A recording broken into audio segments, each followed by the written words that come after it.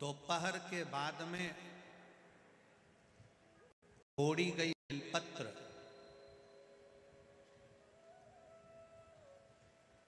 दोपहर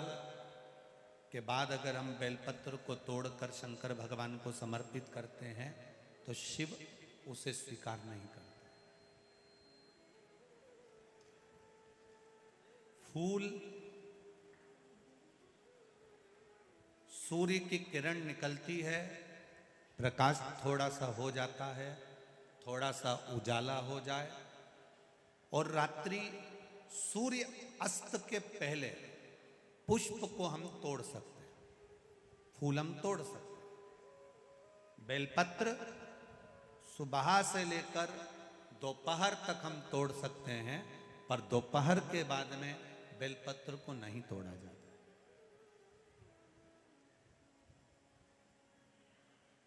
चतुर्थी,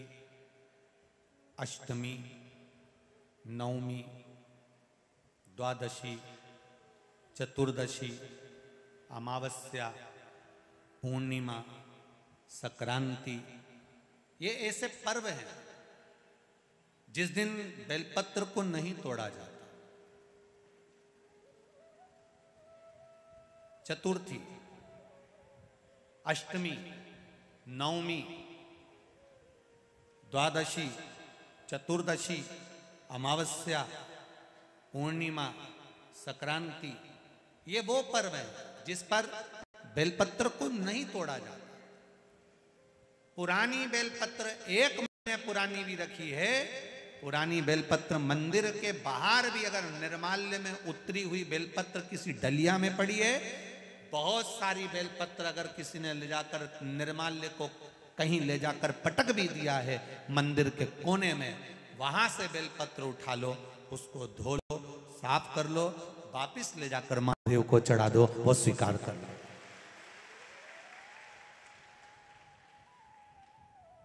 पशुपति व्रत कर रहे हो, चतुर्थी पड़ गई, अष्टमी पड़ गई, द्वादशी पड़ गई, बच्चों से मत कहो कि बेलपत्र तोड़ कर लाओ। बच्चों से कहो जाओ शंकर जी के मंदिर में कहीं डलिया में कहीं 1-2 बेलपत्र भी, 1 बेलपत्र भी अगर कहीं साइड में पड़ी हो, उसको उठा लाओ, धो, बाबा के थाली में रख लो और पशुपति व्रत पर भी चढ़ा दो। दोपहर के बाद में पूजन करने जा रहे हो, बेलपत्र दोपहर के बाद ना तोड़वाइए। फूल सुबह प्रकाश होने से लेकर रात्रि को, शाम को जब सूर्य अस्त हो उसके पहले फूल आप तोड़ लो, मना नहीं है, दिन भर का समय आपके पास है, पर रात्रि में फूल नहीं तोड़ा जाता। शंकर भगवान पर समर्पित कोई प्रसाद शिव जी को चढ़ाया गया, कोई प्रसाद रात भर नहीं रखना चाहिए। आप लोग तो संकट सोमवार अगर किसी ने करे हों, किसी ने करे संकट सोमवार या 16 सोमवार, हाथ उठाओ, किस किस ने करे हैं, पहले करें आप लोगों ने, रखो।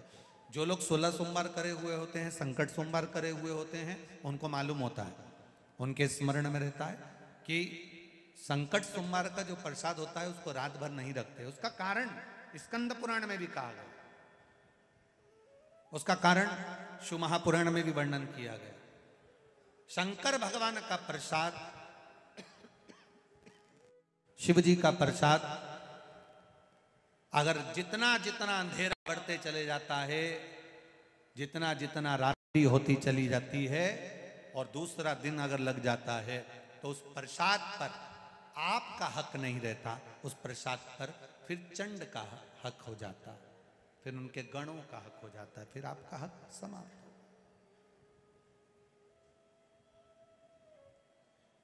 तीसरी बात का स्मरण करिएगा, एक तो बेलपत्र दोपहर के बाद न तोड़िए, दूसरा पुष्प रात में न तोड़िए, तीसरा चतुर्थी, अष्टमी, नवमी, द्वादशी, अमावस्या, पूर्णिमा, चतुर्दशी,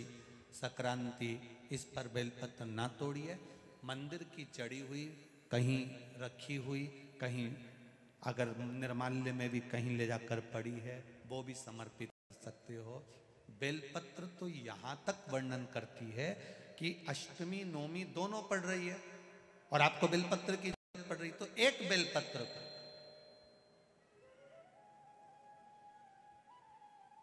आप एक बेलपत्र को या तो वस्त्र में संजो कर रख लो, रख सकते हो, संभाल के रख लो, ना बने तो तुम्हारी जो पाठ पढ़ने की पुस्तिका होती है, जिसको तुम भजन गा लेती हो, पढ़ लेती हो, राम रक्षा स्तोत्र, हनुमान चालीसा, गोवर्धन चालीसा जो पढ़ लेती हो, उसी में रख लिया और वही बेलपत्र वापिस हमको प्राप्त हो गई। हमने वही शिव जी को वापिस चढ़ा दी और उससे हमको फल की अनुभूति प्राप्त हो गई। पहले नंबर का पुष्प है पारिजात का पुष्प, दूसरे नंबर का पुष्प है, बोलते जाओ ले लिए, कनेर का पुष्प, तीसरे नंबर पर पुष्प है शमी का पुष्प, चौथे नंबर पर पुष्प है मंदार आकड़े का पुष्प और पांचवें नंबर पर जो पुष्प है वो है धतूरे का पुष्प। अब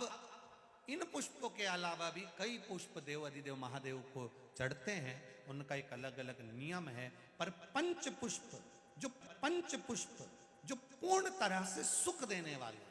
आनंद देने वाले, जो सहजता में आपको मिल सकते हैं, ये वो 5 पुष्प हैं जो आपको आपके गांव में भी, अपने गांव में घूम लो तो वो मिल जाएगा, कोटेश्वर में भी आप घूमोगे तो वो प्राप्त हो जाएगा, वो पंच पुष्प।